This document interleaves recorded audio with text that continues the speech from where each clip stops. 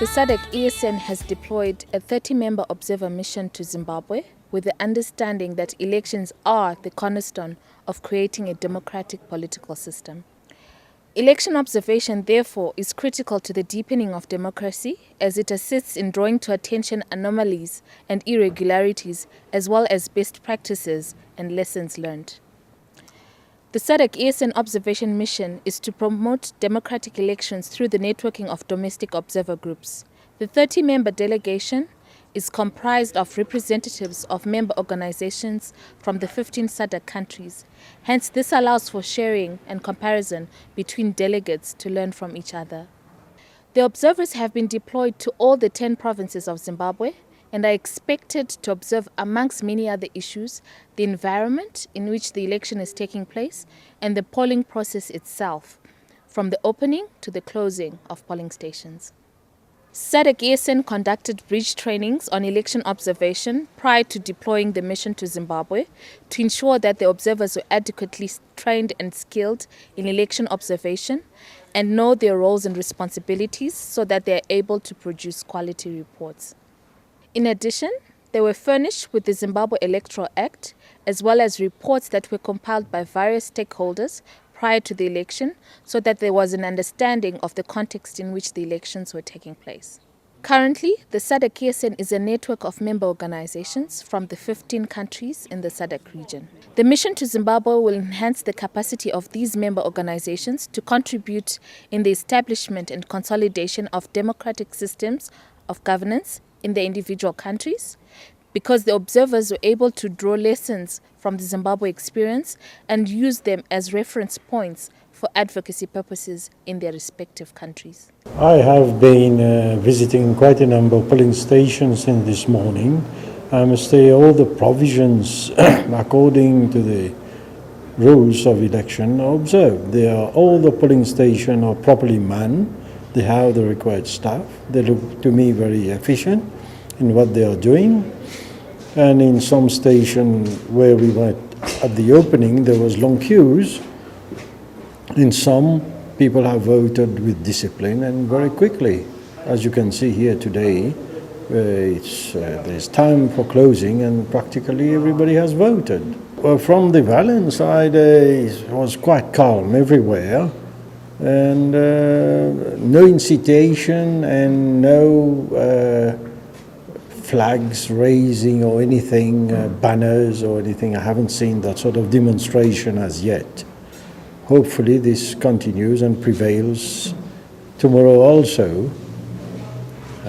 Whoever wins, it's the wish of the people, is the wish of God after all. So peace needs to prevail, it needs to go on like this. The reports we are receiving from our observers in the field are that the environment continues to be peaceful as it was even prior to the elections. There have been no major incidences so far recorded or reported, except in one or two areas where, voters were turned out because they found that their names were not on the register. We also received, a report of, some missing pages in some of the ballot papers. But generally so far, the situation seems to be good. What is interesting so far is the report about some registered voters having been underage.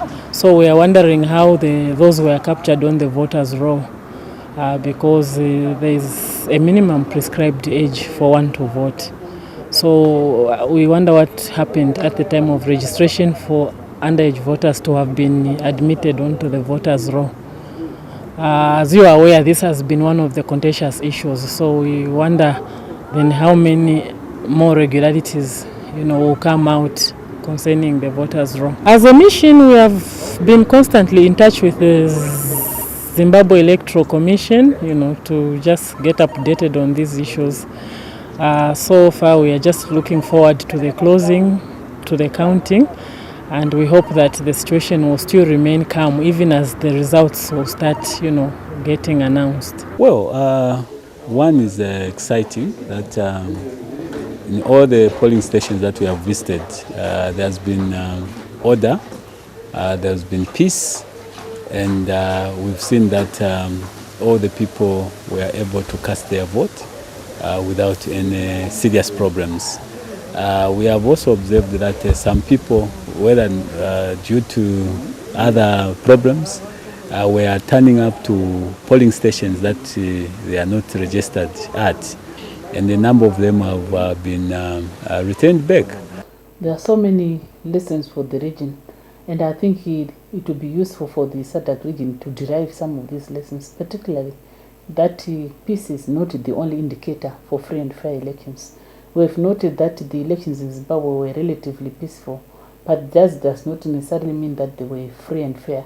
There are many issues which needs to be also put straight. Firstly is the issue of adequate time, which needed to be available for the Zimbabweans and the Zimbabwe Electoral Commission to prepare for these elections. Secondly, there was the issue of voter registration and also the state of the voters' roll.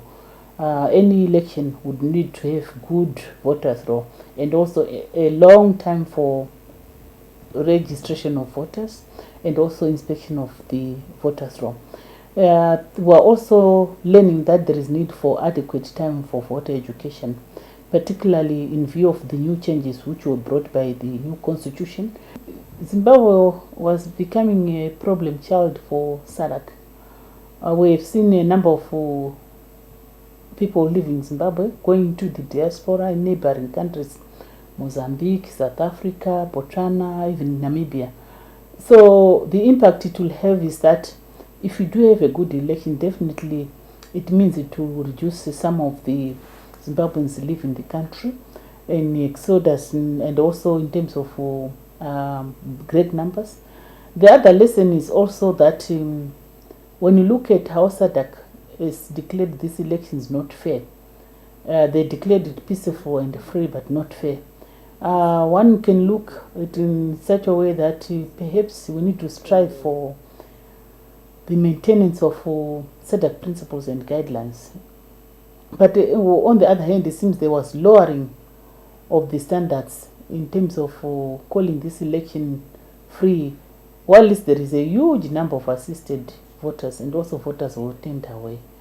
So the impact for the region is also that we need to do elections in a better way than what Zimbabweans has done, to avoid also the elections not being called free and fair. We've seen the West refusing to accept these elections as also credible.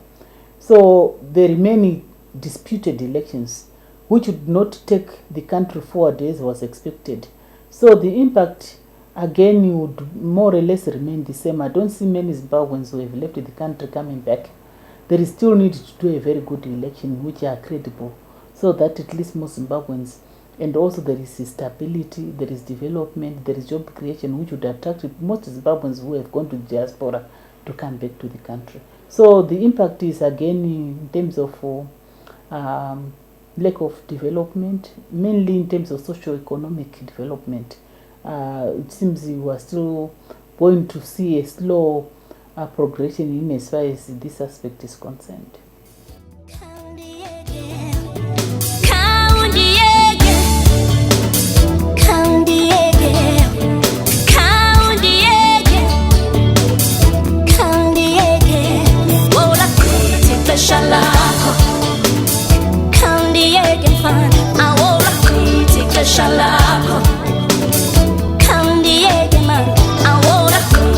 Shalako,